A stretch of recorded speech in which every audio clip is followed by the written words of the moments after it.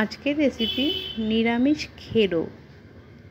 মনে রাখার মতন স্বাদ, নিরামিষ দিনে একদম জমে যাবে ভাত বা রুটির সঙ্গে। মনে হচ্ছে তো পেঁয়াজ রসুন ছাড়া এমন সম্ভব? হ্যাঁ, পেঁয়াজ রসুন ছাড়াই এত টেস্টি রান্না সম্ভব। ভিডিওটি শেষ পর্যন্ত দেখার অনুরোধ রইল। দেখুন, খেরো দেখতে এরকম হয়। এটা হচ্ছে খেরো। খেরোটা কাটার পরে এমনভাবে কেটে নিয়েছি। সর্ষের তেলের মধ্যে গোটা জিরে, শুকনো লঙ্কা, তেজপাতা, কাঁচা লঙ্কা ফোড়নে দিয়েছি।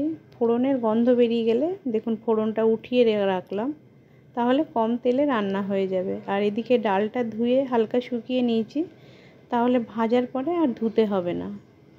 দেখুন এমন লাল করে ভেজে নেব। মিডিয়াম ফ্লেমে ভাজবো, বেশি গ্যাসটা বাড়িয়ে দিলে লাল হয়ে যাবে, ভেতরটা ডালটার গন্ধ বেরোবে না ঠিক মতো। তার মধ্যে খেরোটা দিয়ে দিলাম। দেখুন খেরোটা কেমনভাবে জিরি করে কেটে নিয়েছি। খেরো অনেকটা লাউ বা চাল কুমড়োর মতন, প্রচুর জল বের হয়, তাই একটু নুন দিয়ে দিলাম। নুনটা পরে দিলেও হতো, নুনটা আগে দেওয়ার কারণ হচ্ছে ডালটা সেদ্ধ হয়ে যাবে ওই জলেই।